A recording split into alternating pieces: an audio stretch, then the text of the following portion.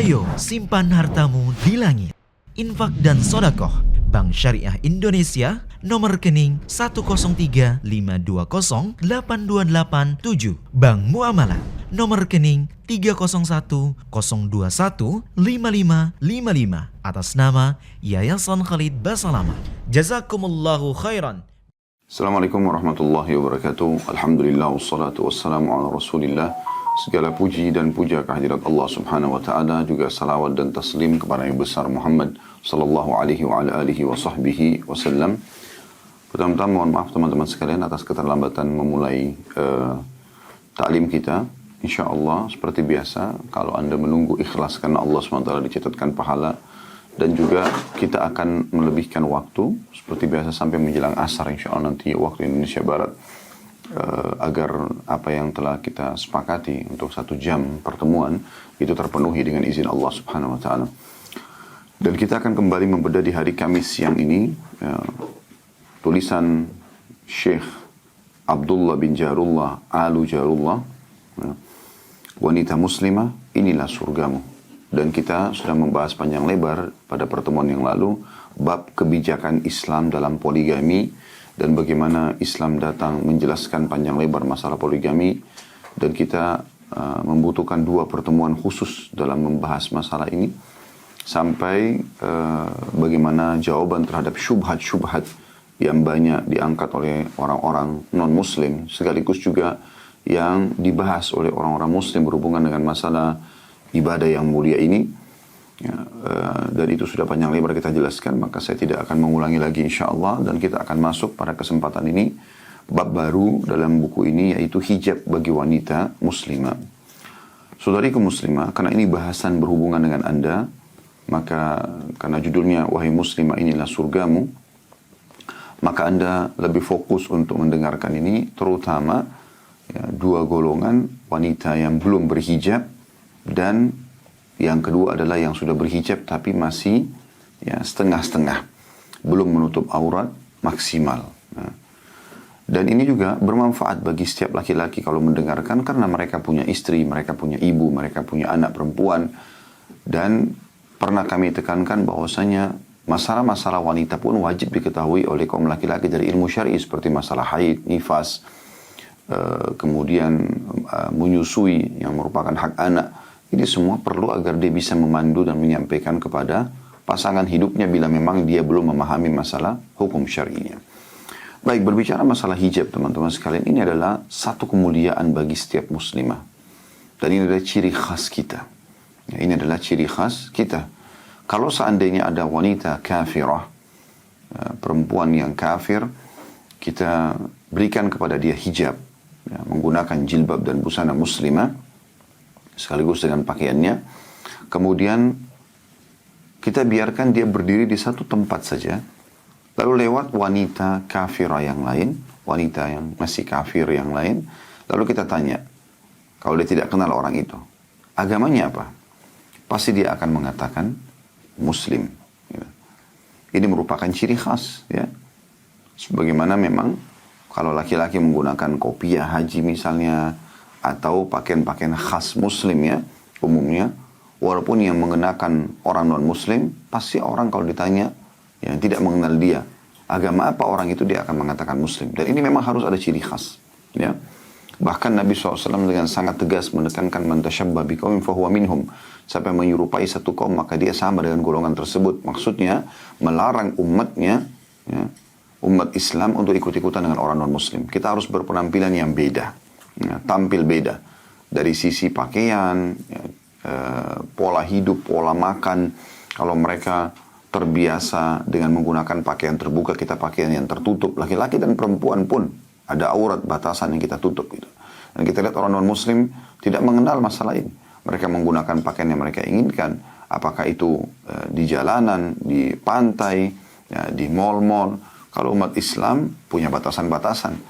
Kalau seorang wanita bersama suaminya, maka dia boleh bahkan tidak mengenakan busana, ya, karena terjadi interaksi biologis yang halal. Tapi kalau dia bersama dengan mahramnya, anaknya, ayahnya, ada batasan, ya, leher ke atas, ya, lengan ke bawah, ya, atau siku ke bawah, ke lengan, ke telapak tangan, betis atau lutut ke bawah itu yang boleh terlihat. Ya, jadi tidak boleh terlihat bagian-bagian dada sampai ke wilayah paha ataupun kemaluan ya. Ini walaupun dengan ayahnya, walaupun dengan pamannya, tidak ada batasan-batasan. Dan kalau dia bertemu dengan selain mereka berdua ini, suami dan mahram, maka dimutlakkan tidak boleh terlihat bagian tubuhnya. Yang paling ringan pendapat adalah boleh memperlihatkan wajah dan telapak tangan saja. Dan ini dalam mazhab Syafi'iyah. Selebihnya, mazhab Hanafiyah, Malikiyah, Hanabila, mereka umumnya menganjurkan bahkan menutup wajah dan telapak tangan. Agar memang setiap muslimah mendapatkan apa yang Allah janjikan dalam Al-Quran. Dzalika adna alla yu'zain. Tujuan utama berhijab agar mereka tidak diganggu. Agar mereka tidak diganggu. Karena wanita kalau keluar dalam sebuah hadis yang sahih dikatakan istashrafaha syaitan. Syaitan akan memantaunya. Yang mengikuti bedah buku kita dari awal ini faham tentang apa yang saya sampaikan ini. Istashrafa artinya kata sebagian ulama, orang kalau ingin melihat sesuatu yang jauh dan mungkin karena sangat silau cahaya matahari, biasanya dia meletakkan telapak tangannya di atas keningnya untuk melihat sesuatu yang jauh. Maka ini diistilahkan dengan istashrafa. Artinya syaitan memantau setiap perempuan yang keluar, tua ataupun muda, agar dia bisa menyesatkannya. Karena kapan wanita itu sesat menyimpang, maka kaum laki-laki akan ikut bersama mereka. Ini sulit sekali untuk dibendung. Kalau wanita yang ingin berzina, maka umumnya terjadi perzinahan tersebut. Walaupun dia jelek, walaupun dia tua. Biasanya begitu. Ya.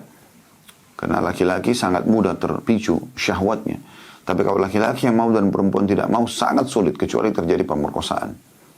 Jadi memang ada di masalah wanita. Ya.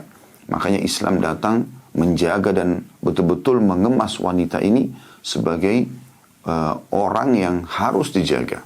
Ya. Tidak boleh sembarangan. Mereka harus tertutup. Mayoritas ya, ibadahnya dikerjakan dalam rumah. Bahkan Allah subhanahu wa ta'ala ya, membuat setiap muslimah yang melazimi atau mayoritas waktunya tinggal di rumah, ya, itu akan sangat dekat dengan Allah. Sebagaimana Nabi SAW katakan, dan paling dekatnya seorang muslimah kepada Allah pada saat dia berada di dalam tempat ya, terdalam dari rumahnya. Atau dia sedang berada di tempat terdalam dari rumahnya. Jadi memang kita lihat juga ibadahnya, sholat lebih afdal wanita di rumahnya. Kemudian juga tugas dia adalah kewajiban dia bagaimana menjaga rumah suaminya, bagaimana mengurus anaknya.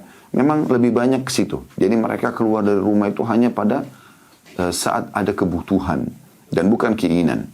Ya, saya sudah sering ingatkan, beda sekali antara kebutuhan dengan keinginan. Kapan kita selalu mengikuti keinginan kita, maka tidak akan pernah ada habisnya. Tapi kalau kita mengikuti kebutuhan kita, maka kita akan ada punya batasan-batasan tentunya. Hijab ini teman-teman sekalian, apalagi makin tertutup ya, makin mengikuti sunnah Nabi SAW, maka makin mulia seorang wanita itu. Dan makin terjaga. Saya pernah sampaikan dan saya ingatkan kembali, pernah diadakan eksperimen oleh sebagian muslim di Amerika. Seorang wanita jalan tidak berhijab, di satu jalan tidak berhijab. Sepanjang jalan itu, ya, mungkin kurang lebih 1 kilometer, itu ada sekian banyak laki-laki yang mengganggunya. Hanya karena pakaiannya terbuka gitu. Wanita yang sama, di waktu yang berbeda, jalan di jalan yang sama, karena jalan itu termasuk jalan yang ramai protokol, dia jalan dengan berhijab, padahal hijabnya pun pas-pasan gitu, bukan hijab yang menutupi yang syar'i benar gitu ya. Itu subhanallah sepanjang jalan tidak ada satupun laki-laki yang berani mengganggunya. Kuasa Allah subhanahu wa ta'ala ya. Jadi memang tujuannya untuk kemuliaan. Jadi kalau ada wanita yang masih memahami bahwasanya dengan menggunakan hijab justru dia terganggu, artinya dia merasa kecantikannya berkurang, dia merasa bahwasanya dia kurang pantas untuk memakainya, atau orang tidak akan menilainya positif ya, bahkan negatif, maka ini semua perlu diluruskan ya. Diadakan eksperimen yang lain dan Anda bisa ketik tentu di YouTube, mencari eksperimen memakai jilbab ya, eksperimen memakai jilbab cukup banyak gitu.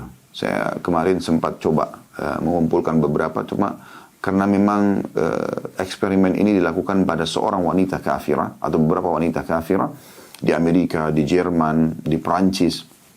Banyak sekali muslimah yang coba menggunakan eksperimen atau melakukan eksperimen ini. Mereka ditawarkan pakai hijab dan mereka mau. Setelah diperlihatkan di cermin, umumnya mereka semua, atau bisa kita katakan semuanya, menilai positif.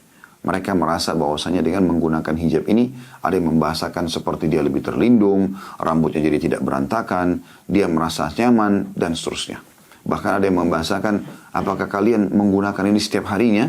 Bertanya kepada wanita muslimah yang menawarkan dia hijab tadi.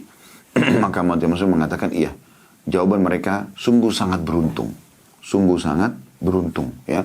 Jadi sebenarnya itu demi kebaikan. Wahai muslimah, terutama yang belum pakai hijab, ataupun yang sudah pakai hijab tapi masih setengah-setengah, ini maslahat buatmu. Ya. Ini bukan penyiksaan, bukan penindasan. Jadi nggak perlu membahasakan, saya nanti pakai hijab kapan saya mau. Kapan hati saya tergerak. Ini mau nunggu sampai kapan? Apakah sampai ajal datang? Kan tidak mungkin. Ya. Karena ajal bisa datang kepada siapapun. Dan kapanpun. Setiap saat bisa datang. Maka jangan sampai Anda menyesal pada saat Anda datang nanti pada hari kiamat. Sebagaimana dalam hadis yang sahih dijelaskan bahwasanya akan ada wanita-wanita yang ditarik ya, rambut mereka, digantung rambut mereka dengan rambut mereka di api neraka dan dibakar gitu. Itu karena mereka tidak berhijab, gitu kan. Dan orang yang sengaja memamerkan auratnya tidak akan mencium bau surga. Jangankan masuk ke dalam surga, mencium bau surga pun tidak. Maka harusnya setiap orang di antara kita, baik kaum laki-laki, peduli terhadap istrinya yang belum berhijab, kepada ibunya, kepada tantenya, kepada anaknya, dan mengingatkan, bahkan menekankan kalau ini adalah sebuah kewajiban. Ya, dia selalu mengawasi mereka karena dia juga akan diminta pertanggungjawabannya pada hari kiamat kalau dia mengetahui itu kemungkaran dan dia biarkan. Dan demikian pula para muslimah, kalau Anda dulu belum berhijab, ya, di saat SD, SMP, SMA, lalu sekarang Anda Allah karuniahi dan Allah amanahi anak wanita, satu kah perempuan kah, satu atau dua anak perempuan, maka Anda jangan menerapkan kesalahan Anda yang lalu. Anda biarkan juga mereka tidak berhijab sampai SMA, sampai kuliah. Nanti aja kalau sudah menikah baru berhijab. Kalau dia meninggal sebelum menikah bagaimana? Ya. Jadi ini harus jadi sebuah poin perhatian. Justru kesalahan dan kekurangan kita secara agama pada masa yang lalu, itu kita tidak boleh wariskan keburukan tersebut kepada anak keturunan kita. Kita akan bacakan teman-teman sekalian apa yang ditulis oleh Syekh Abdullah ya, Jarullah bin Jarullah Alu Jarullah ini. Dalam bab ini judulnya hijab bagi wanita muslimah. Beliau mengatakan merupakan hal yang jelas bagi orang yang memiliki wawasan luas. Segala bencana para wanita yang sering berdandan, memperlihatkan wajah dan tidak lagi menutup aurat di hadapan kaum laki-laki yang bukan mahram, bahkan memperlihatkan perhiasan yang tidak boleh diperlihatkan kepada selain mahram, tidak diragukan lagi bahwa semua perbuatan itu termasuk dosa besar dan maksiat yang berat. Jadi kalau dia sengaja memamerkan auratnya di depan laki-laki yang bukan mahramnya, dipastikan itu adalah dosa. Dalam pendapat yang lain yang mewajibkan masalah cadar pun, berarti menilai membuka cadar itu hukumnya haram, ya. Jadi ada pendapat khilaf, ada pendapat mengatakan tidak, menggunakan cadar sunnah.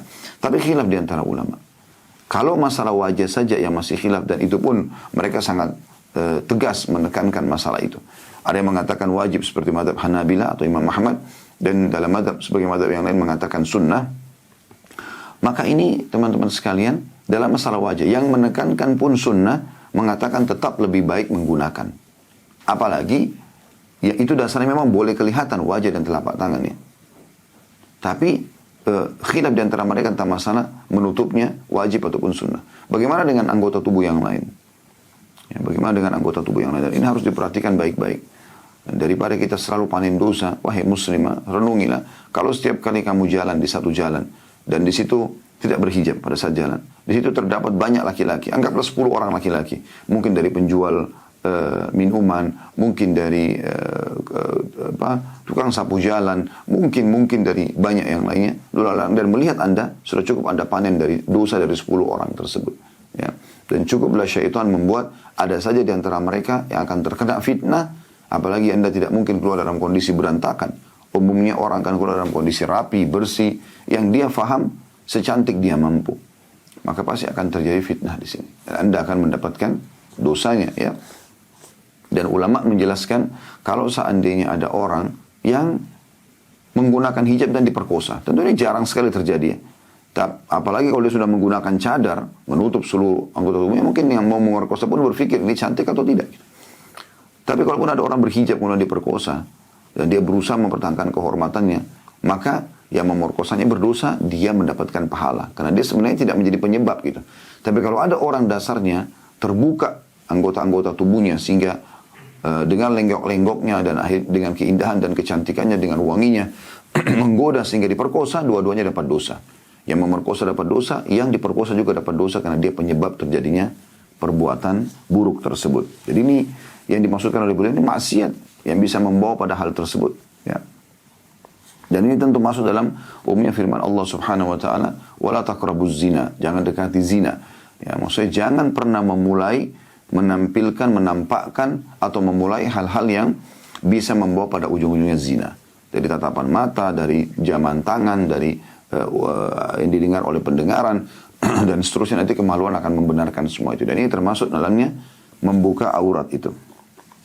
Kata beliau selanjutnya, di antara sebab munculnya siksa Allah Azza wa Jalla dan turunnya bencana adalah karena wanita yang berdandan secara bebas dan memperlihatkan wajahnya merupakan faktor pemicu munculnya berbagai perbuatan keji, dilakukannya berbagai perbuatan kriminal, semakin tipisnya rasa malu dan banyaknya terjadi kerusakan. Kaum muslimin sekalian, kata beliau, bertakwalah kepada Allah dan jagalah mereka yang berada dalam asuhan kalian. Cegahlah istri-istri kalian melakukan perbuatan haram. Wajibkan mereka mengenakan hijab dan penutup aurat. Hati-hatilah terhadap kemarahan Allah dan siksanya yang pedih. Karena karena Nabi SAW telah bersabda, Innan nasa idha ra'ul munkara falam yunkiruhu awshaka an ya'ummahum Allah bi'iqabi. Saya ulangi, Innan nasa idha ra'ul munkara falam yunkiruhu awshaka an ya'ummahumullahu bi'iqabi.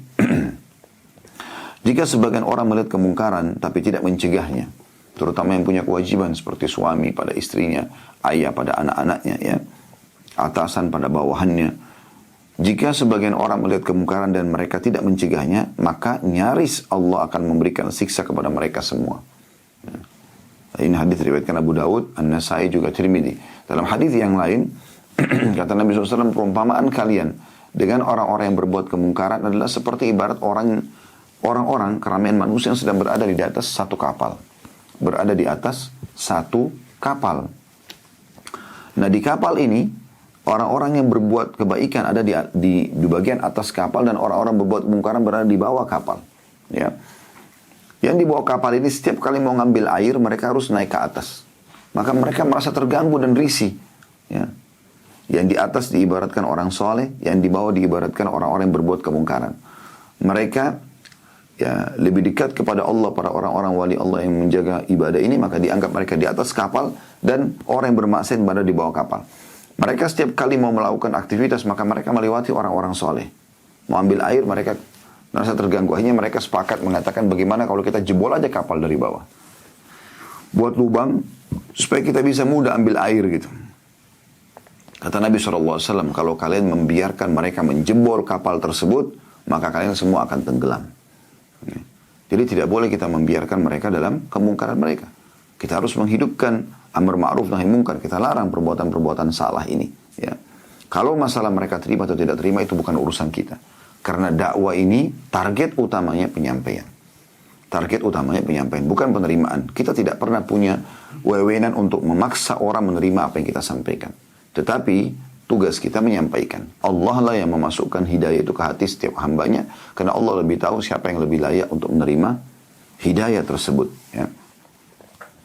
Lalu selanjutnya kata beliau, Allah Subhanahu wa ta'ala telah memerintahkan kaum wanita untuk berhijab dan lebih banyak tinggal di rumah, serta melarang berdandan dan berbicara dengan lemah lembut kepada kaum lelaki non-mahram, untuk memelihara mereka dari kerusakan dan demi menghindari hal-hal yang menimbulkan kebencian. Saya kasih contoh-contoh realita di lapangan banyak sekali. Wanita tidak berhijab.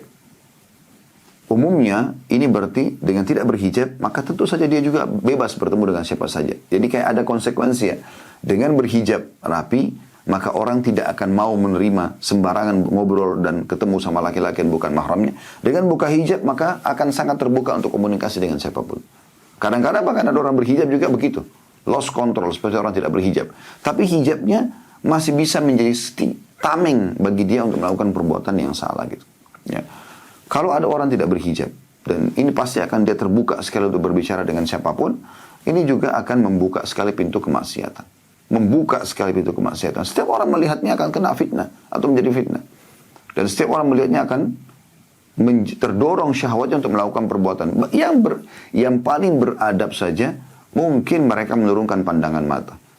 Di bawahnya lagi, mereka akan terus melihatnya dan membayangkannya. Gitu kan? Lebih bawah lagi, yang lebih parah daripada ini adalah orang akhirnya melakukan perbuatan kriminal pada dia. Dan itu wajar, karena dia sendiri yang menjadi penyebab pemicu hal tersebut. Ya. Dan ini berbahaya sekali. Berapa banyak rumah tangga yang rusak karena tidak berhijab. Si wanita yang sudah berstatus istri sekarang harusnya dia fokus melayani dan menikmati suaminya. Malah sekarang dia juga melakukan hubungan dengan laki-laki yang lainnya. Kenapa? Karena memang dia ingin selalu tampil indah di depan orang. Dan ini efek daripada tidak berhijab tadi. Dia selalu merasa dengan tampil di depan selain suaminya indah, maka dia akan dapat pujian-pujian. Dan ini membuka pintu-pintu dia komunikasi. Akhirnya HP-nya menggunakan password atau PIN tersendiri. Dia komunikasi. Dan itu banyak terjadi.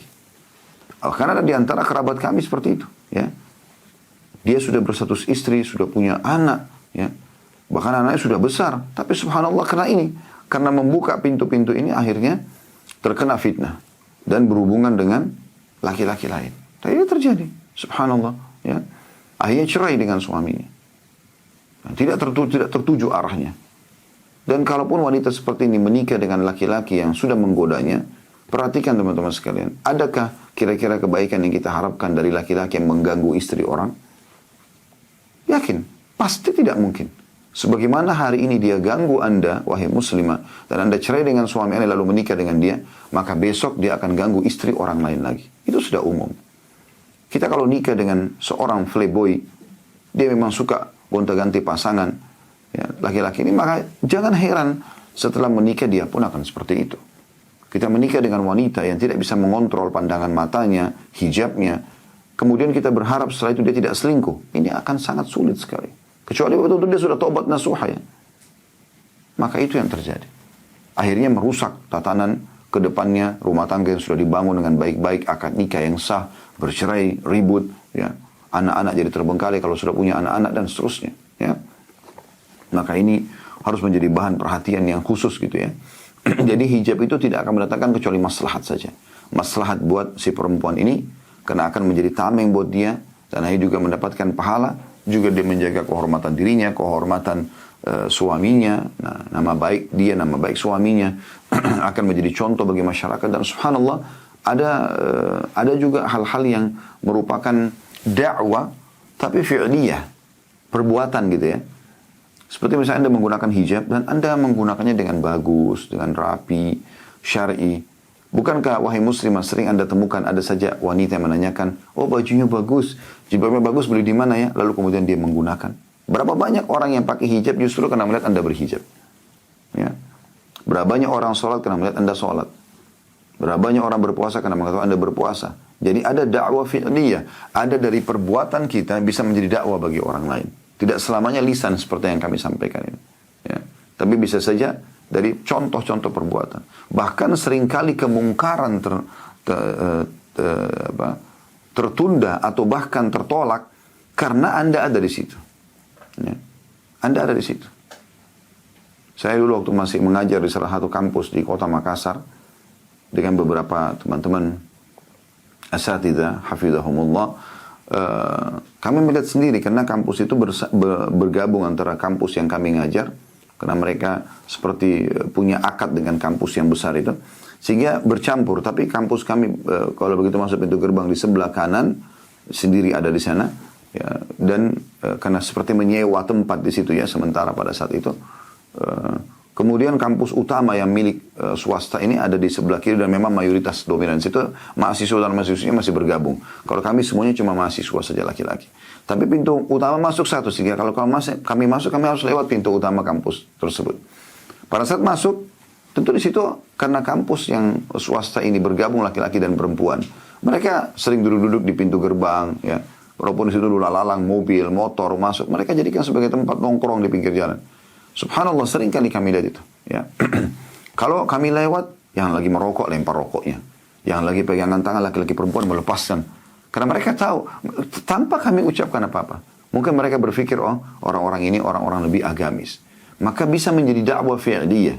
Bisa menjadi dakwah tanpa kita mengucapkan, tapi dari sikap saja. Ini yang pernah terjadi bagaimana Umar bin Khattab radhiyallahu anhu pada saat beliau jalan, beliau mengedehem saja. Tiba-tiba ada yang jatuh sarungnya di belakang gitu. Maka ada yang mengatakan, wahai Amir Mukminin, wahai pemimpin orang beriman, itu Umar bin Khattab jadi raja gitu ya. Pelan-pelan lah. Maksudnya orang ini sampai saking segannya sama anda, sampai ada ngedehem saja, ada yang jatuh sarungnya gitu.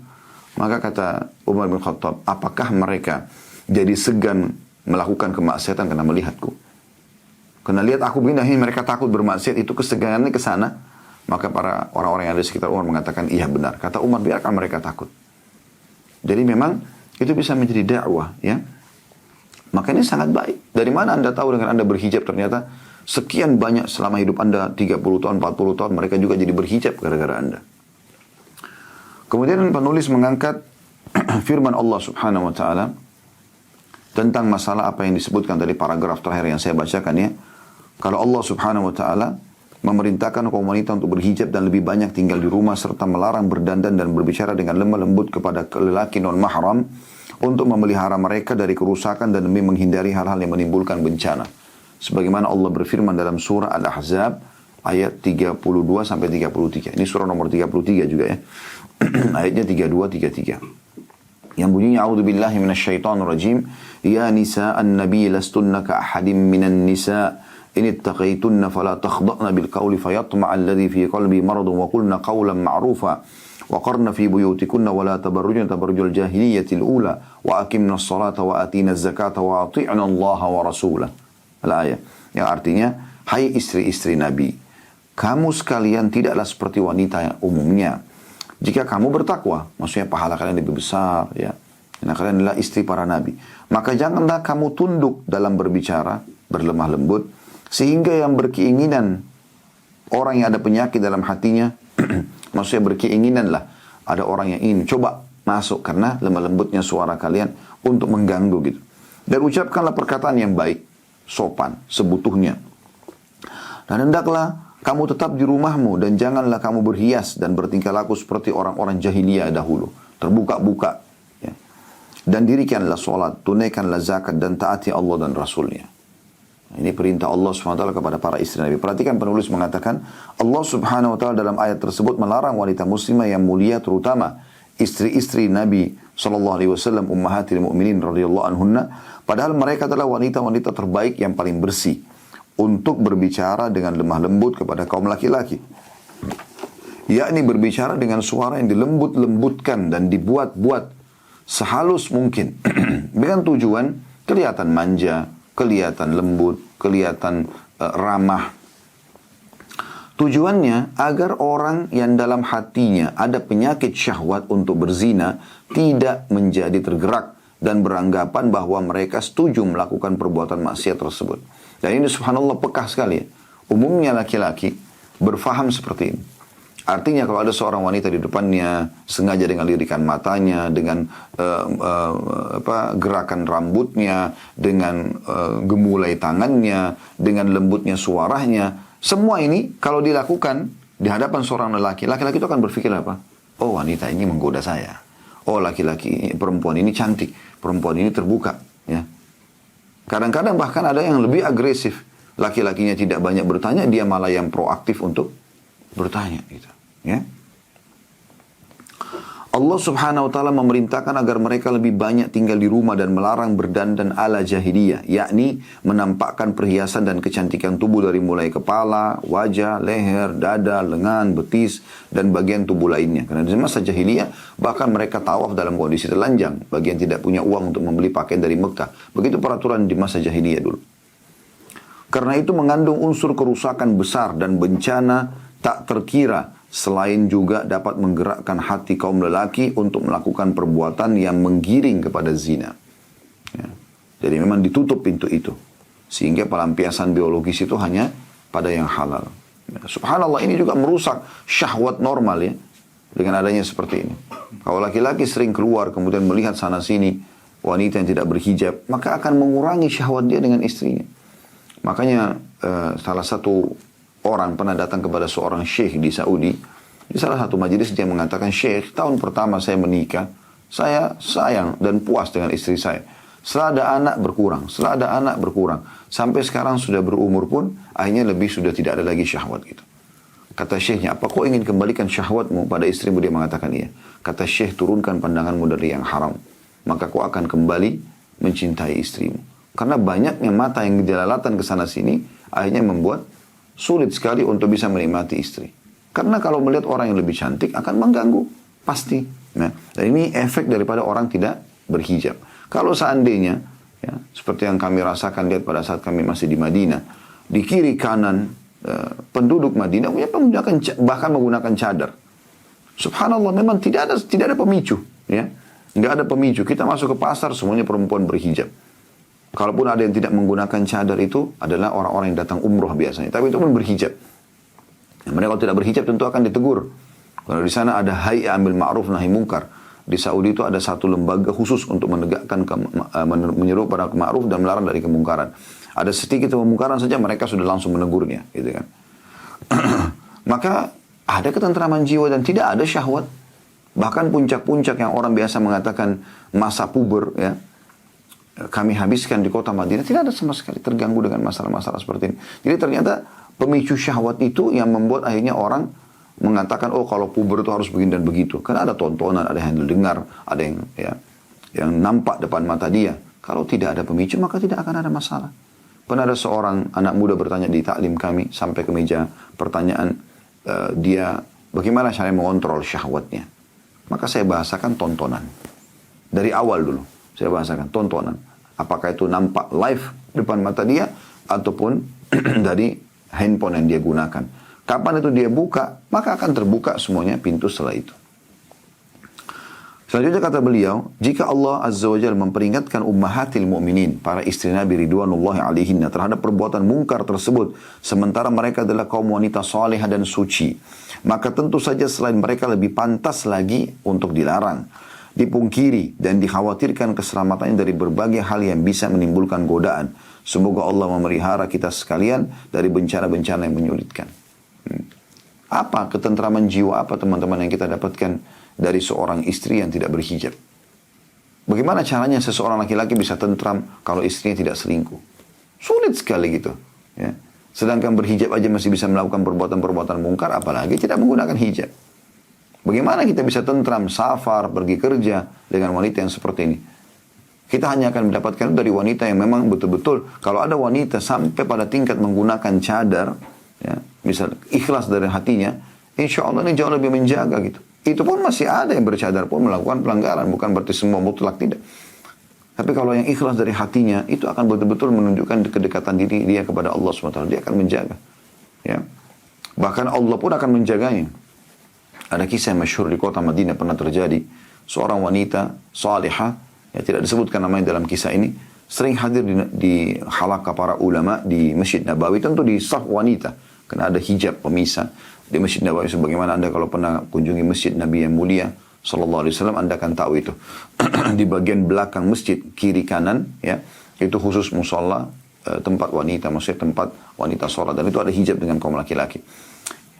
Dia selalu kalau pulang dari ta'lim, selepas maghrib isya dia hadir, setelah isya dia pulang ke rumahnya, dijemput oleh kakaknya atau ayahnya.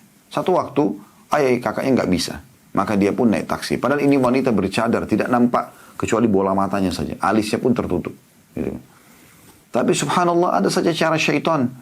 Dia naik taksi, supir taksi ini, ya, setelah dia tanya kemana tujuannya, cuma disebutkan tujuan, dan tiba-tiba dia digoda oleh syaitan, dia pun mengarahkan mobilnya menuju ke satu tempat yang gelap di daerah padang pasir, dan tiba-tiba saja sudah mau memerkosa wanita ini.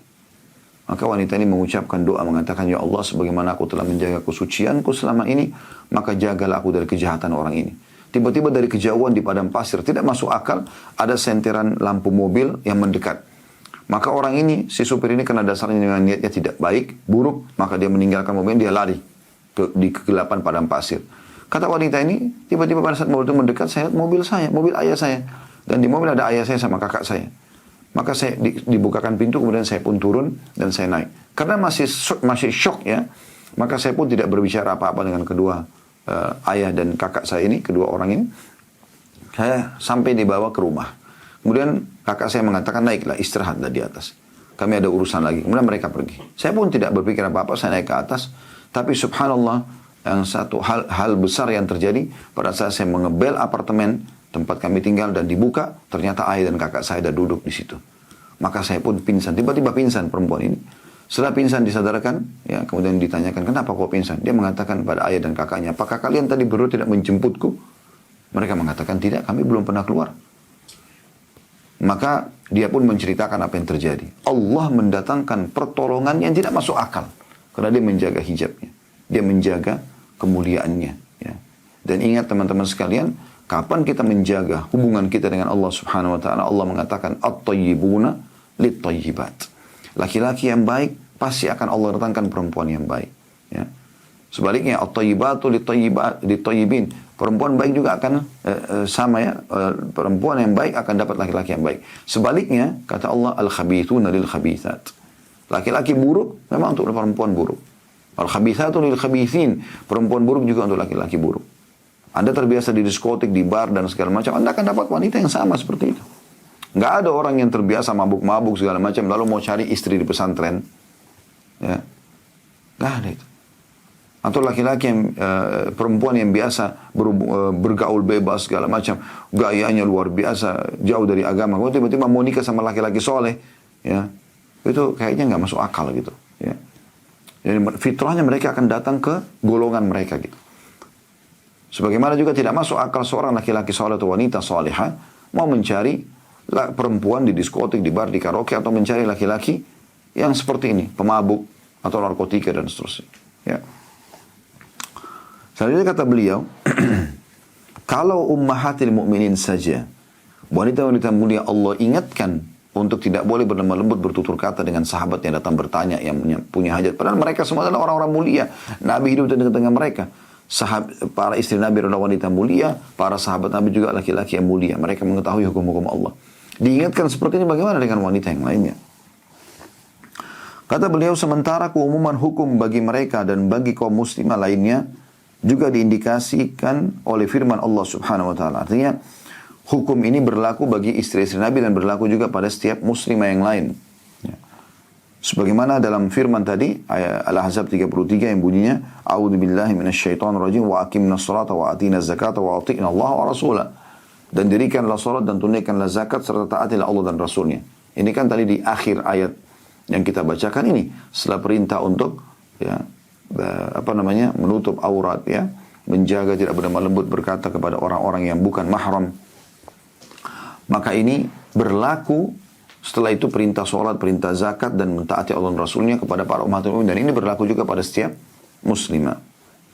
Kata penulis, karena semua perintah tersebut berlaku sebagai hukum yang umum bagi istri-istri Nabi SAW dan kaum muslimat atau kaum muslimah lainnya. Lalu Allah SWT berfirman dalam surah Al-Ahzab, masih surah yang sama tapi di ayat 53-nya. Tadi kita baca 32 sampai 33 ya. Di ayat 53-nya Allah mengatakan, ini tentang perintah hijab ya. Tidak sering berinteraksi secara langsung. A'udzubillahi minasyaitonirrajim wa idza sa'altumuhunna mata'an fas'aluhunna min wara'i hijab. Dzalikum athharu liqulubikum wa qulubihin. Apabila kamu meminta sesuatu keperluan kepada mereka para istri-istri Nabi, maka mintalah dari belakang tabir. Cara yang demikian itu lebih suci bagi hatimu dan hati mereka. Jadi setelah turun ayat ini Al-Ahzab 53, dulunya sahabat kalau bertemu dengan para istri Nabi ngobrol, minta sesuatu yang penting, misalnya tolong sampaikan ke Rasulullah ini, tolong ceritakan kepada kami apa yang Nabi kerjakan di rumah. Dulu langsung mereka mendengarkan. Setelah turun ayat ini maka ada hijab di antara mereka agar tidak bertemu secara langsung ya.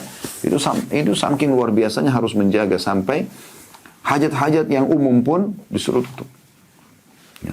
Jadi kalau interaksinya, misalnya orang tamu datang ke rumah, dan ini banyak yang perlu kita perbaiki di Indonesia ya. Bagaimana seseorang wanita muslimah walaupun suaminya tidak ada, dia tinggal sendirian di rumah, lalu laki-laki yang bukan mahram datang, main diterima sebagai tamu, main nyelonong masuk ke dalam rumah, ngobrol berdua dengan pakaiannya yang terbuka. Bagaimana bisa nggak jadi perselingkuhan seperti ini? Ya. Bahkan ada yang sangat parah itu ya. Saya tahu sendiri kasus itu. Sampai subhanallah, semoga Allah jaga si suami wanita ini ya, seperti orang yang kena masalah kejiwaan setelah kejadian tersebut ya.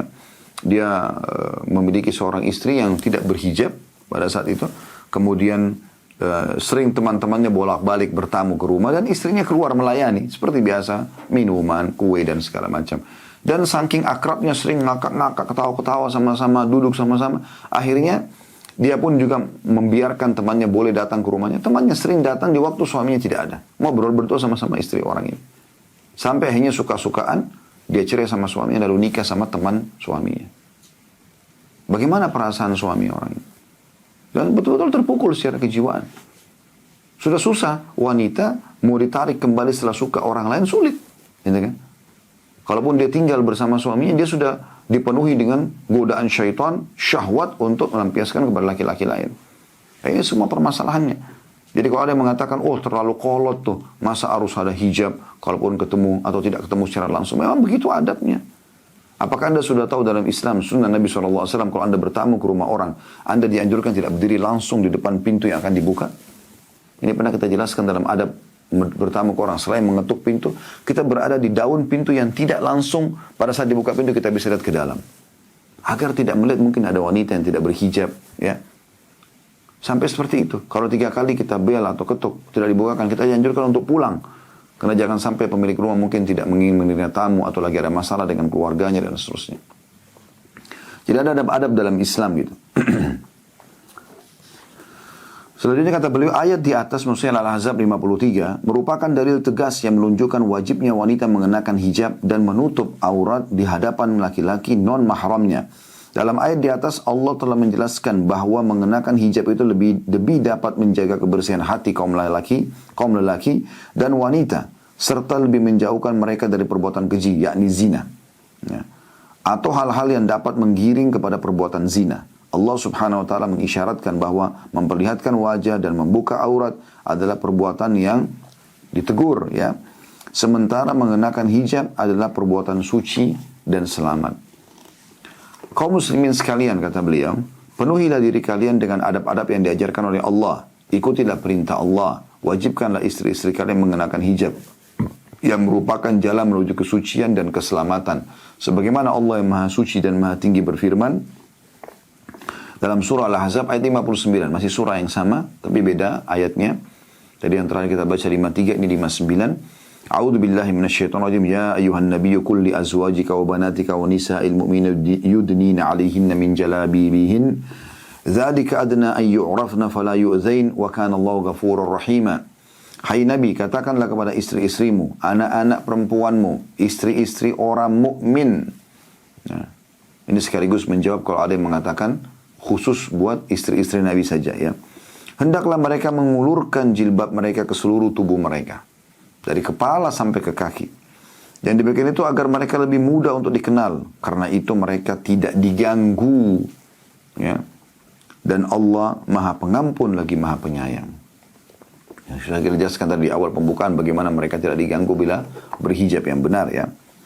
Kata jalabib ya, adalah bentuk plural dari jilbab. Ya, yudrina alaihinna min jalabibihin ya. Sementara jilbab sendiri adalah atau artinya adalah sesuatu yang dikenakan oleh wanita mulai dari atas kepala hingga menutupi dan melindungi seluruh tubuhnya. Allah subhanahu wa ta'ala memerintahkan seluruh wanita muslimah mengenakan jilbab panjang untuk menutupi lekuk tubuhnya. Mulai dari rambut, wajah dan seterusnya sehingga mereka dikenal sebagai wanita-wanita yang suci. Mereka tidak mudah kena godaan dan tidak akan menggoda kaum lelaki sehingga mereka sendiri yang akan terganggu. Ya. Maksudnya di sini mereka kalau terbuka maka akan terganggu oleh para laki-laki hidung belang. Ya. Karena tidak semua laki-laki itu bisa menjaga pandangannya. Ya. Jarang sekali yang bisa justru menundukkan pandangan dari hal-hal yang haram itu. Allah SWT berfirman tentang masalah perintah untuk menurunkan pandangan dan juga supaya pandangan tidak tertuju maka harus ada hijabnya tadi ya. Harus ada jilbab, harus ada pakaian muslimah yang menjaga untuk tidak terbuka gitu ya. Dalam surah An-Nur ayat 30 sampai 31 Allah berfirman, A'udzubillahi minasyaitonirrajim. Qul lil mu'minina yaghuddu min absarihim wa yahfadhu furujahum. Dzalika azka lahum. Innallaha khabirum bima yasna'un. Wa qul lil mu'minina wa qul lil mu'minati yaghuddna min absarihinna wa yahfadna furujahunna wa la yubdina zinatahunna illa ma dhahara minha. Katakanlah kepada laki-laki yang beriman, hendaklah mereka menahan pandangannya dan memelihara kemaluannya. Yang demikian itu adalah lebih suci bagi mereka. Sesungguhnya Allah Maha mengetahui apa yang mereka perbuat. Katakanlah juga kepada wanita yang beriman. Laki-laki beriman tadi diperintahkan, maka sekarang juga wanita yang beriman. Hendaklah mereka menahan pandangan mereka dari yang haram dan memelihara kemaluan mereka. Dua hal ini sangat connect ya. Melihat sesuatu yang haram akan mengundang kemaluan untuk meletakkan pada yang haram. Hendaklah mereka menahan pandangan mereka dan memelihara kemaluan mereka. Dan janganlah mereka menampakkan perhiasan mereka kecuali yang biasa nampak dari mereka. Nah dari ayat ini, ya, sebagian ulama ada yang mengatakan boleh wajah dan telapak tangan. Tapi umumnya ulama mengatakan anjurannya agar ditutup. Ya. Dalam dua ayat di atas ini, Allah yang maha tinggi dan maha mulia memerintahkan kaum mukminin dan mukminat untuk menjaga pandangan mata dan kemaluan mereka. Caranya kita tidak boleh lihat sesuatu yang Allah haramkan dan juga yang sedang di depan mata kita memang harus turun. Gitu. Ya. Mereka memang ini ciri khas masyarakat Muslim. Mereka sangat tertutup. Kami kalau bertamu di rumah teman-teman kami waktu masih di Madinah, saya sampai ya terakhir setelah 7 tahun di kota Madinah, saya belum pernah tahu bagaimana muka ibu sahabat saya, muka saudarinya. Gitu. Saya punya sahabat-sahabat dekat di kota Madinah sudah sampai ibunya pun menyatakan sudah menganggap saya sebagai anaknya, tapi saya sendiri belum pernah ketemu dengan ibunya. Cuma dibahasakan oleh anaknya membahasakan kepada saya karena anaknya ini sering dulu datang ke Indonesia, ya, kemudian bertamu di rumah kami segala macam gitu. Tapi yang jelas saya sampai persahabatan alhamdulillah sampai sekarang berjalan sudah puluhan tahun ya, dari tahun 90 itu 22 tahun mungkin kurang lebih. Ya, persahabatan kami berjalan. Tapi subhanallah, sampai sekarang saya tidak pernah tahu. Bahkan saya tidak pernah tahu wajah istrinya seperti apa. Kami kalau bertamu di rumahnya, ada ruangan khusus langsung ke ruang tamu. Lalu kemudian dia tinggal persilakan masuk. Lalu kemudian dia masuk ke dalam, dia sampaikan ke istrinya. Kalau ada tamu dan segala macam, istrinya pun menyiapkan segala macam hidangan. Setelah itu, ya, hidangan tersebut kalau sudah siap, ada 2 cara yang saya pernah temukan ya. Ada bel yang ditekan oleh istri di dalam sehingga ada lampu atau ada suara yang terdengar di ruang tamu laki-laki. Suami datang mengambil makanan dari dalam kemudian membawa keluar. Atau dia mengetuk pintu. Ya. Istri mengetuk pintu terdengar, suaminya langsung berdiri lalu kemudian mengambil apa hidangan yang sudah dihidangkan oleh istrinya. Kalau dia mau bawa ke ruang tamu biasanya pembukaan seperti teh sama kurma sama kopi Arab biasa gitu ya. Kalau makanan yang besar biasanya istrinya siapkan di satu ruangan lagi. Di meja makan ataupun umumnya mereka tidak pakai meja makan ya, melantai ya, di satu ruangan. Setelah siap kemudian dia mengetuk pintu atau menekan bel tadi, lalu istrinya masuk ke dalam bagian rumah yang ditutup dengan pintu, lalu kami pun dipersilakan masuk ke ruangan tersebut makan. Begitu selanjutnya. Kami tahu dia memiliki istri, nama istrinya misalnya Fulan, namanya Fulan, anaknya sekian orang, iya, tapi kami tidak pernah tahu bagaimana wajah mereka. Tapi tidak mengganggu sama sekali, tidak ada kami menganggap itu adalah kolot misalnya gitu kan. Enggak. Memang ini sebuah pola dan ciri khas yang ada. Walaupun butuh waktu untuk menerapkannya. Tapi seperti itu. Ya, kalau mungkin kita harus ketemu pun kita mengetahui ini istri si Fulan di tengah jalan segala macam itu berbeda. Memang itu apalagi di Indonesia ya. Tapi paling tidak kita di Indonesia ini teman-teman sekalian berhijablah. Dan jangan berduaan. Maka dijaga ini supaya memang tidak terbuka pintu-pintu pelanggaran-pelanggaran agama. Kalaupun kita harus ketemu ya kemudian secara umum dalam perjalanan, dalam konsultasi, di pasar, di mall, kebetulan ketemu, Assalamualaikum, itu umum. Mungkin masih bisa kita katakan ditoleransi. Tetapi kalau berduaan, ya, di mobil berduaan, di ruangan berduaan, segala macam, maka ini maksud umumnya sabda Nabi SAW, kalau laki-laki dan perempuan berduaan, yang ketiganya syaitan. Udah jelas jawabannya. Kalau syaitan kemana arahnya? Kemudian beliau mengatakan, ya setelah menjelaskan atau menyebutkan surah An-Nur ayat 30-31, dalam 2 ayat di atas Allah yang maha tinggi dan maha mulia memerintahkan kaum mukminin dan mukminat untuk menjaga pandangan mata dan kemaluan mereka. Semua itu karena besarnya dosa perbuatan zina dan segala bentuk kerusakan terjadi karena perbuatan tersebut. Karena lepas pandangan tanpa kontrol merupakan sebab penyakit hati dan sebab terjerumusnya seseorang dalam perbuatan zina. Mungkin ada yang mengatakan, tapi kan saya kalau lihat saya nggak berzina. Itu Anda mengatakannya sekarang. Tapi kalau Anda menjadikan sebuah pola yang terbiasa melihat dan memandang setiap wanita, maka akan terbuka keinginan untuk mencoba merasakan, ya, bagaimana bibirnya, bagaimana pelukannya, bagaimana biologisnya, itu godaan syaitan akan ke sana. Ya. Sampai pernah ada seorang masuk Islam dan mengatakan, ya Rasulullah, saya siap masuk Islam, tapi izinkan saya berzina. Semua saya siap tinggalkan, tapi ini jangan. Kata Nabi SAW balik bertanya, kau mau nggak kalau itu dilakukan pada ibumu? Tidak. Saudarimu? Tidak. Istrimu? Tidak. Anakmu? Tidak. Kata Nabi SAW, baru kenapa kau lakukan? Sehingga orang lain kau sakitin. Ya kan? Kalau hari ini seseorang berzina sama istri orang, bagaimana perasaan suami dia? Dan bagaimana kalau terjadi pada orang yang ingin melakukan ini? Kalau ibunya, kalau saudarinya, kalau anaknya. Maka ini hal mendasar yang harus diperhatikan supaya bisa menjadi tameng buat kita ya. Pernah terjadi di Saudi, ada kisah nyata juga ya, saya tiba-tiba terlintas. Dia menceritakan, orang ini setelah taubat nasuha dia menceritakan kejadian yang ajaib ini. Dia mengatakan, masa dulu saya masih muda, saya masih jauh dari agama. Saya pernah mengenal seorang wanita, lalu terjadilah hubungan gelap. Pacaran kalau kita sekarang, walaupun pemerintah Saudi itu sangat ketat ya, nggak bisa sembarangan dan mudah sekali ketahuan. Tapi mereka berhasil mengikuti langkah-langkah syaitan, terjadilah hubungan gelap sampai berzina. Dan akhirnya wanita itu hamil di luar nikah. Setelah itu, seperti umumnya keluarga wanita menuntut. Kalau gitu ya sudah, bertanggung jawab aja gitu. Tapi dia, orang laki-laki ini cerita, saya tidak mau bertanggung jawab, dia bilang. Saya nggak mau bertanggung jawab. Saya merasa perempuan itu sudah kotor, buktinya dia berzina sama saya dan seterusnya. Begitu intinya dia bilang saya tinggalkan. Saya pindah kota lain, kemudian saya tinggalkan. Saya tidak mau tahu. Entah bagaimana sudah keadaan wanita itu, bagaimana keadaan anak yang ada di perutnya, dan seterusnya. Dia bilang berjalan waktu, saya mulai bekerja dan segala macam. Sampai akhirnya, satu waktu saya pulang dan di rumah saya, ada ibu sama adik perempuan saya tinggal, yang saya biayai hidupnya, dia bilang. Satu waktu saya pulang, pada saat saya pulang ke rumah, tiba-tiba ibu saya menangis-nangis. Ya. Ibu saya menangis-nangis, dan saya kaget, kenapa ibu, ada apa? Coba diceritakan. Dia bilang, adik perempuan kamu baru saja diperkosa oleh security komplek. Ya. Dan adiknya hamil di luar nikah. Dia bilang tiba-tiba, dan ini sudah berjalan sekian tahun ya. Dia bilang tiba-tiba saya teringat perbuatan buruk saya dulu. Allah jadikan kepada adiknya yang dia naungin gitu, yang dia sayangin. Lalu kemudian berjalan waktu, saya waktu itu belum bertaubat, dia bilang. Berjalan waktu, saya menikah, saya punya istri, ya. Kemudian saya punya anak perempuan. Terjadi lagi, setelah sekian tahun, anak saya mulai beranjak gadis.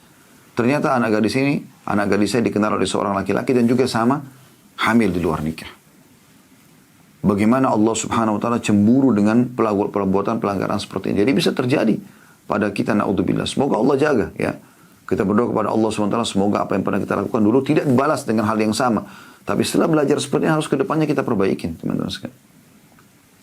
Karena ini bisa berefek kepada diri kita juga. Bisa berefek kepada diri kita. Selanjutnya kata beliau, sementara menjaga pandangan termasuk jalan keselamatan. Menjaga pandangan dan kemaluan lebih dapat menjaga kesucian seorang mukmin di dunia dan di akhirat. Kita memohon kepada Allah agar selamat dari perbuatan atau semua perbuatan buruk tersebut. Ada kisah, Allahu a'lam kebenaran, tapi saya pernah dapatkan di YouTube. Tapi bisa kita ambil hikmah dari situ. Seorang laki-laki dari Maroko, dia di Perancis pada saat itu, dia naik sebuah lift. Dan umumnya orang di situ tingkat kriminalnya sangat tinggi. Dan wanita itu biasanya takut kalau berdua sama laki-laki di lift gitu. Mereka, seperti itu kurang lebih ceritanya gitu. Maka pada saat wanita ini naik di satu bangunan yang besar, di building yang besar, dan dia naik lift dan ditemukan ada laki-laki ini gitu. Sebenarnya dia takut, tapi dia tidak ada lagi. Orang di situ di building itu rata-rata sudah pulang, udah kosong gitu. Maka dia mau tidak mau harus naik lift itu dan lantainya sangat tinggi gitu. Akhirnya dia terpaksa naik dalam kondisi dia ketakutan. Tapi dia heran, sepanjang turun dari lantai kesekian ke bawah, laki-laki ini tidak melihat ke dia sama sekali. Bahkan menurunkan pandangannya gitu. Dia tidak tahu kalau ini laki-laki, perempuan ini kafirah dan laki-laki ini muslim kebetulan. Sampai yang terbuka pintu lift, lalu kemudian keluarlah wanita tersebut. Tapi dia penasaran, dia belum pernah melihat, selama hidup dia ada laki-laki tidak mau lihat ke dia. Pasti lihat ke dia gitu. Maka dia tanya, mohon maaf saya mau tanya sesuatu. Dia tanya laki-laki tersebut. Dia bilang, kenapa tadi kamu nggak lihat saya sama sekali? Dia mengatakan, karena agama saya melarang. Anda bukan mahram saya. Apa itu mahram? Anda bisa saya nikahi. Kalau mahram tidak boleh nikahi seperti ibu dan seterusnya. Maka saya tidak punya hak untuk melihat dan menikmati Anda. Maka dia kaget gitu wanita ini. Dia pertama kali mendengar ada ajaran agama seperti ini. Begitu memuliakannya wanita gitu. Tidak boleh sembarangan jelalatan orang menikmati tubuhnya. Padahal dia sangat terbuka gitu. Sampai akhirnya ringkas ceritanya, dia tertarik dengan Islam, belajar Islam. Kemudian dia masuk Islam, lalu dia menikah dengan laki-laki muslim tadi. Ya. Selanjutnya kata beliau, kita sudah memaklumi konsekuensi timbulnya kerusakan dan godaan akibat wanita yang menampakkan tubuhnya. Itu diindikasikan oleh riwayat Aisyah dari kisah fitnah atas dirinya. Diceritakan bahwa Aisyah radhiyallahu anha segera menutup wajahnya ketika ia mendengar suara Safwan bin Mu'attal As-Sulami. Aisyah radhiyallahu anha berkata, ia sudah mengenalku sebelum turun ayat hijab. Ya, dalam riwayat Bukhari Muslim. Riwayat itu menunjukkan kaum wanita setelah turun ayat hijab tidak lagi dikenal karena menutup wajah mereka dengan cadar. Dan sudah dimaklumi kebiasaan kaum wanita dewasa ini terbiasa bebas dan suka berdandan serta memperlihatkan lekak-lekuk tubuh mereka. Kalau Anda belum tahu kisah ini, kisah ifk yang terkenal atau kisah fitnah Aisyah berzina sama Safwan. Ini disebarkan oleh seorang pimpinan munafikin Ibnu Salul di kota Madinah ya. Waktu itu Nabi SAW dalam satu perjalanan membawa Aisyah membawa Aisyah dalam satu perjalanan peperangan. Dan biasanya beliau kalau jalan membawa salah satu dari istrinya. Maka beliau pun membiarkan Aisyah ada di satu geranda yang dipikul oleh 4 orang sahabat. Karena Aisyah tubuhnya ringan radhiyallahu anha. Pada saat pasukan sedang beristirahat, Aisyah keluar dari geranda tersebut dan ingin menyelesaikan hajatnya. Maksudnya ke padang pasir gitu ya. Menyelesaikan hajatnya di padang pasir tersebut. Buang air kecil, buang air besar, entah. Tapi yang jelas menyelesaikan hajatnya gitu. Yang jelas teman-teman sekalian, setelah Aisyah kembali ke arah pasukan sudah jalan, bergerak. Maka Aisyah mengatakan, saya sedang duduk di atas sebuah batu menunggu. Nah, salah satu tradisi Nabi SAW dalam menjaga keutuhan pasukan, ada 1 orang atau 2 orang diletakkan di belakang pasukan dan jauh dari pasukan. Tugas dia adalah, pada saat pasukan jalan, dia menyisir dari belakang. Mungkin ada kendi air dilupakan, mungkin ada pedang yang jatuh, mungkin perisai, mungkin ada harta muslimin. Dia memungutnya lalu membawanya gitu. Itu tugasnya. Pada saat itu yang bertugas Safwan. Maka Aisyah pun sambil menunggu dan Rasulullah SAW tidak tahu kejadian ini. Gitu. Kalau Aisyah terturun dari geranda dan sahabat yang memikul juga karena Aisyah tubuhnya ringan, mereka mengira ada Aisyah di situ. Ya. Maka berjalanlah pasukan tersebut. Safwan pada saat melihat Aisyah tahu karena sebelum turun ayat hijab menggunakan menutup wajah, ya, menurut dalam riwayat Bukhari Muslim ini, Safwan mengetahui wajahnya Aisyah karena pernah berpapasan gitu kan. Tapi sekarang setelah turun ayat hijab beliau menggunakan cadar. Maka pada saat itu Aisyah membuka cadarnya, begitu Safwan langsung menutupnya. Gitu kan. Tapi Safwan mengetahui sambil mengatakan innalillahi wa inna ilaihi raji'un. Kami milik Allah, kami akan kembali kepada Allah. Kemudian Safwan pun mendekatkan untanya tanpa melihat ke arah Aisyah. Lalu kemudian Safwan pergi jauh, tidak terlihat lagi, agar memudahkan Aisyah radhiyallahu anha naik ke atas unta tanpa terlihat auratnya. Setelah Aisyah naik dengan tenang di atas unta, sudah duduk dengan rapi, sudah cukup lama, Safwan kembali kemudian memegang tali kekangan lalu menarik unta tersebut. Dan sepanjang jalan tidak ada obongan berdua. Tidak ada Safwan mengatakan, kenapa Aisyah kau telat, kau kemana saja. Aisyah tidak mengatakan, oh Safwan terima kasih. Gak ada hubungan apa-apa. Sampai tiba di pasukan kembali bersama dengan muslimin. Tapi itu pun sudah disebarkan fitnah oleh Ibnu Salul yang kebetulan ada dalam pasukan muslimin. Dia mengatakan, mana ada laki-laki dan perempuan berduaan lalu tidak terjadi sesuatu. Maka turunlah surah ayat-ayat dalam Al-Quran surah An-Nur yang membela Aisyah kalau dia sebenarnya terlepas daripada tuduhan-tuduhan tersebut. Dan ini sudah saya panjang lebar sampaikan dalam kajian Sirah Nabawi. Anda bisa kembali insyaAllah tentang kisah ifk. Ya. Tapi di sini penulis datangkan tentang masalah bagaimana Aisyah menutup wajahnya radhiyallahu anha.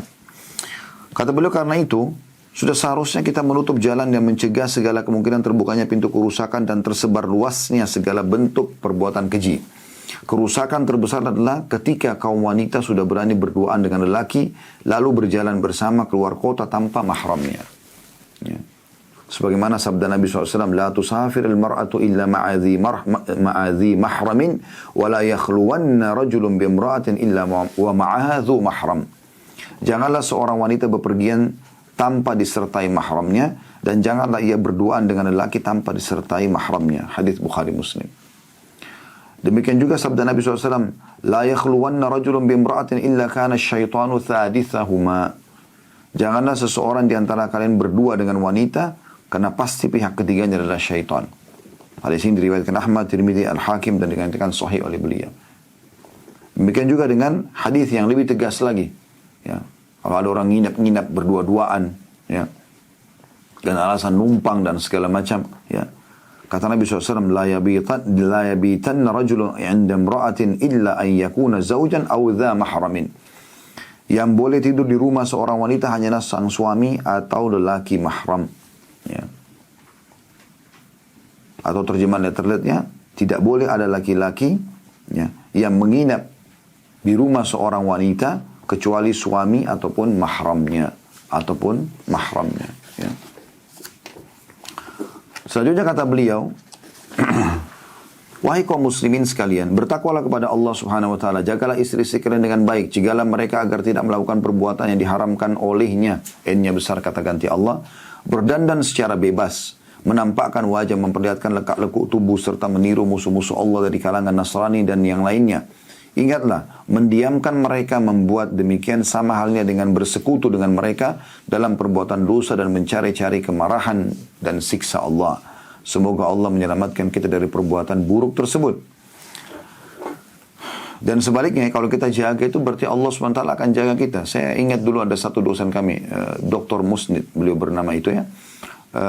Dan beliau mengajar Hadir Alam Islami, ada materi khusus tentang perkembangan Islam atau wilayah membahas tentang wilayah-wilayah kaum muslimin atau perkembangan muslimin di seluruh muka bumi ini, termasuk daerah minoritas ya, seperti Brazil atau di Amerika Latin dan beberapa wilayah yang lainnya. Tapi beliau bercerita, dia bilang, jangan pernah meninggalkan ciri khas kita sebagai muslim. Dia bercerita dia pernah ke Amerika bersama istri dan anaknya, dan istri anaknya bercadar ya. Kemudian dia juga menggunakan baju khas muslimnya. Dia bilang, saya masuk ke supermarket besar pada saat itu dan saya belanja. Saya tidak tahu kalau pemiliknya adalah seorang Yahudi, dia bilang. Setelah kami belanja semua, sekian banyak kebutuhan kami, karena kami butuh waktu beberapa hari di Amerika, mencari produk-produk yang halal. Kemudian beliau mengatakan, ya, pada saat itu tiba-tiba di kasir digratiskan. Lalu saya bertanya, dia bilang kepada kasirnya, siapa yang gratiskan saya? Dia bilang, pemilik supermarket ini. Dan setelah selesai Anda mengambil kemasan barang-barang Anda ini, pemilik supermarket ini menunggu ada di ruangannya. Maka kata Dr. Musnid ini, beliau cerita di kelas ya, sekian banyak 50 mahasiswa yang mendengarkan itu kurang lebih. Beliau mengatakan, kemudian saya pun datang ke ruangannya, ternyata dia seorang Yahudi. Setelah dia menanyakan saya dari mana, saya jelaskan saya dari Saudi, tinggal di kota Madinah dan seterusnya. Saya ditanya beberapa lama di Amerika, saya ceritakan semua. Setelah itu saya tanya kepada dia. Dia bilang, kenapa Anda gratiskan saya dengan keluarga? Dia bilang, karena saya kagum Anda bisa mempertahankan pakaian Anda, ciri khas Anda sebagai muslim di tengah-tengah kehidupan masyarakat Amerika ini. Jadi sebenarnya tanpa kita sadari pun, orang-orang non-muslim itu kagum kalau ada orang tetap mempertahankan pakaian mereka muslim. Ya. Selanjutnya kata beliau, di antara kewajiban terbesar kita adalah memberi peringatan kepada kaum lelaki agar tidak berduaan dengan kaum wanita, masuk ke kamar mereka atau bepergian bersama mereka tanpa disertai mahram, karena itu termasuk hal yang menggiring kepada perbuatan haram. Nabi SAW bersabda, ma taraktu ba'di fitnatan adarra 'ala rijali minan nisa. Tidak aku tinggalkan bencana yang lebih berbahaya bagi kaum lelaki daripada wanita. Hadis Bukhari Muslim. Tapi kalau ada mahramnya lain. Suami istri berangkat, kemudian rame-rame, itu lain. Tapi kalau berdua-duaan, ya, termasuk masalah ipar ya, pernah kami ingatkan masalah itu. Si kakak sebagai suami sibuk, gak bisa ngantar istri-istrinya, butuh untuk keluar. Lalu dia telepon adiknya laki-laki yang sudah balik untuk temani istrinya jalan kemana-mana. Ini bahaya sekali. Waktu Nabi SAW ingatkan, tidak boleh, ya, atau kalau laki-laki dan perempuan berduaan, maka yang ketiganya adalah syaitan. Maka ada seorang sahabat bertanya, ya Rasulullah, bagaimana dengan hamu? Hamu itu ipar. Kata Nabi SAW, alhamul maut. Ipar itu justru kematian. Ya. Karena ini bahaya sekali. Kalau terjadi perzinahan di antara mereka, maka tentu posisi suami serba salah. Ini istrinya, ini adiknya, atau ini kakaknya. Ya. Dan kalau sampai hamil bagaimana? Satu sisi itu adalah anak ya, dari sperma saudaranya, dan ini juga istrinya. Bagaimana hukumnya dengan anak dia yang sudah lahir dari wanita tersebut? Jadi banyak hukum-hukum syar'i yang jadi permasalahan hanya karena tidak menjaga hukum syariat ini. Kata beliau, di antara kerusakan terbesar yang terjadi saat ini adalah banyaknya kaum wanita yang meniru wanita-wanita kafir dari kalangan Nasrani atau yang lainnya, yakni dengan cara berpakaian, penampilan rambut atau cara menyisir rambut, memakai pakaian mini, persis dengan cara yang dilakukan orang-orang kafir dan fasik. Mereka juga menyambung rambut atau menggunakan rambut palsu yang lebih dikenal dengan istilah wig. Ya. Padahal Rasulullah SAW bersabda, "Man tashabba biqaumin fahuwa minhum." Siapa yang menyerupai satu kaum maka ia termasuk golongan mereka. Maksudnya ini adalah dandan di luar ya. Dandan di luar. Dia sengaja memang tampil seperti orang-orang wanita yang non-muslim. Dari pakainya yang terbuka. Bahkan kita tidak bisa bedakan ini muslim atau bukan gitu. Ya. Akibat yang timbulkan dari menyerupai orang-orang kafir sudah dapat dimaklumi. Pakaian mini yang membuat kaum wanita tak ubahnya dengan telanjang jelas merupakan kerusakan dan bencana. Semua itu berasal dari dangkalnya pemahaman agama dan tipisnya rasa malu. Perbuatan itu harus dijauhi dengan sungguh-sungguh. Kaum wanita harus dicegah dari perbuatan itu, bahkan diancam keras bila dilakukannya atau bila ia melakukannya. Karena akibatnya amat mengerikan. Kerusakan yang ditimbulkan olehnya juga besar sekali. Tidak boleh menyepelekan persoalan itu meskipun terhadap anak-anak perempuan yang masih kecil. Karena mendidik mereka untuk membuka hijab akan membuat mereka terbiasa dan menyebabkan mereka benci terhadap hal yang berlawanan dengan budaya melepas hijab tersebut. Bila mereka dewasa nanti. Sehingga mereka pun akan mengikuti kebiasaan buruk yang dilarang, perbuatan haram, dan berbagai kebiasaan yang amat mengkhawatirkan yang telah biasa dilakukan oleh wanita-wanita dewasa sebelumnya. Maksudnya adalah, kalau ada amanah Allah SWT, anak perempuan, istri, lalu kita biarkan mereka tidak berhijab, maka ini bahaya sekali, sangat mengerikan. Istilah sudah kita jelaskan efek-efeknya ya, bagaimana bahayanya kalau dia akhirnya disukai oleh laki-laki lain. Dan wanita lemah. Sedikit aja ada perkataan sayang, cinta yang mungkin dia anggap itu perhatian lebih dari suaminya, maka cukup untuk dia membuka pintu-pintu syaitan, kecuali yang Allah rahmati. Gitu kan? Begitu juga dengan anak perempuan. Merusak nama kalau dibiarkan. Kalau sampai na'udzubillah dia hamil di luar nikah bagaimana? Akan merusak nama citra orang tuanya. Gitu kan? Dan kadang-kadang juga yang terjadi, terpaksa orang tuanya menerima laki-laki yang jahat ini sebagai anak mantunya. Ya, ini bahaya sekali kalau terjadi. Para hamba Allah sekalian, kata beliau, bertakwalah kepada Allah dan waspadailah segala yang diharamkannya kepada kalian. Diharamkan Allah ya. Diharamkannya maksudnya N-nya besar kata ganti Allah.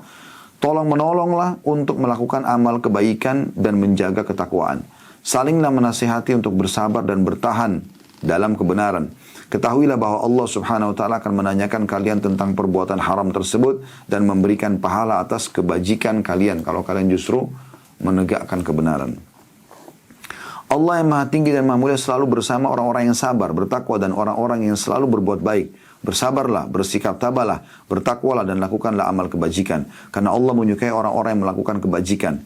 Kami memohon kepada Allah agar menolong agama ini dan meninggikan kalimatnya serta memperbaiki para pemimpin kita sehingga mampu meredam semua kerusakan tersebut dan menolong mereka menyuarakan kebenaran dan bersatu dengan orang-orang beriman. Paragraf terakhir beliau mengatakan, semoga Allah SWT memberi taufik kepada kita sekalian dan kepada kaum muslimin agar mampu menjadi hamba-hamba yang saleh dan makmur dalam kehidupan dunia dan akhirat. Allahumma amin insyaAllah. Sesungguhnya Allah Maha Kuasa atas segala sesuatu, Maha mengabulkan segala doa. Cukuplah Allah sebagai penolong dan sebaik-baik sandaran. Tiada daya dan kekuatan kecuali dengan pertolongan Allah yang Maha Tinggi dan Maha Agung. Semoga salawat dan salam serta keberkahan terlimpahkan kepada Nabi Muhammad, hamba dan Rasulnya sallallahu alaihi wasallam, keluarga, para sahabat dan kepada siapapun yang mengikuti jejak beliau hingga hari kebangkitan. Sebagai penutup teman-teman sekalian, tentu sini sudah selesai ya tentang masalah ini dan nanti akan lebih panjang lebar. Ada bahasan tentang khusus ya masalah cadar ya. Di bab khusus nanti di permulaan akan datang ya. Tapi saya ingin menambahkan dua hal hadis Nabi SAW. Yang pertama berhubungan dengan ahli neraka yang beliau belum pernah lihat di masa beliau. Salah satunya adalah wanita yang menggunakan pakaian tapi seperti telanjang. Wanita yang menggunakan pakaian tapi seperti telanjang ya. Dan mereka berlenggak-lenggok, kepala mereka seperti punuk unta. Mereka tidak akan mencium bau surga, apalagi masuk ke dalamnya, gitu kan? Jadi di sini maksudnya adalah menggunakan pakaian, tapi ataupun menggunakan mereka istilahkan dengan hijab, tapi malah menjadi sumber fitnah ya. Bahkan ada wanita subhanallah dengan menggunakan lilitan-lilitan jilbabnya atau pakaian yang dia pakai ketat, ini malah lebih besar fitnahnya daripada orang yang tidak berhijab gitu kan. Maka ini harus hati-hati. Ya, jadi tujuan keluar karena ada keperluan. Dan ketahuilah wahai muslimah, Allah akan datangkan kepada anda laki-laki yang baik sebagaimana anda menjaganya. Ada sahabat ayah saya sudah meninggal rahimahullah beberapa tahun yang lalu. Dia cerita, dia pernah kedatangan satu orang pengusaha muslim dari aslinya dari Jazair tapi warga negara Prancis. Dia datang ke Indonesia, kemudian dia bilang sama teman ayah saya mau datang ke satu tempat perkampungan di Indonesia yang kira-kira di situ butuh bantuan, saya ingin membantu gitu. Kata teman ayah saya ini, saya panggil Ami Ahmad rahimahullah, beliau menceritakan kepada saya, dia bilang saya temani ke perkampungan di sekitar Bogor pada saat itu. Dia bilang, kemudian dia masuk dalam sebuah masjid yang memang bangunannya sederhana. Dia niat ingin membantu ngobrol sama imam masjid. Sementara lagi ngobrol, ada lewat seorang wanita berhijab dan bercadar bahkan. Wanita kampung itu. Tiba-tiba orang Perancis ini bertanya, Muslim ini, dia bilang, siapa wanita itu? Kata imamnya, itu wanita terbaik di kampung ini. Tidak ada satupun wanita yang bercadar kecuali dia di kampung ini. Yang berhijab seperti itu cuma dia saja. Dan dia selalu diolok-olok oleh orang-orang di sini. Nanti kau akan nikah sama siapa, nanti begini dan begitu. Keluarganya pun akan membahasakan seperti itu, tapi dia tidak pernah peduli. Tetap saja dia istiqomah. Tiba-tiba keluar statement dari laki-laki Perancis ini unik gitu. Dia mengatakan, saya ingin melamar wanita itu. Dia datang ke rumahnya, kemudian nazar syar'i, kemudian dinikahi dan dibawa ke Perancis. Subhanallah, Allah datangkan jodoh dia dari Perancis karena menjaga hijabnya. Ya, Allah punya cara, gitu kan. Jadi nggak usah khawatir, oh saya kalau berhijab nanti dapat jodoh nggak sih? Kan saya pakai cadar nggak ada yang melihat muka saya. Nah ini tidak perlu khawatir soal itu. Yang terakhir teman-teman sekalian yang saya ingatkan adalah bagaimana hadis-hadis tentang wanita ahli surga. Ya, wanita ahli surga dalam hadis yang sahih disebutkan kerudung mereka, ya, di kepala mereka itu lebih baik daripada dunia dan seluruh isinya. Jadi wanita ahli surga pun itu ada kerudungnya. Padahal mereka sudah di surga. Tapi bagaimana Allah sebutkan masalah itu? Allahu a'lam.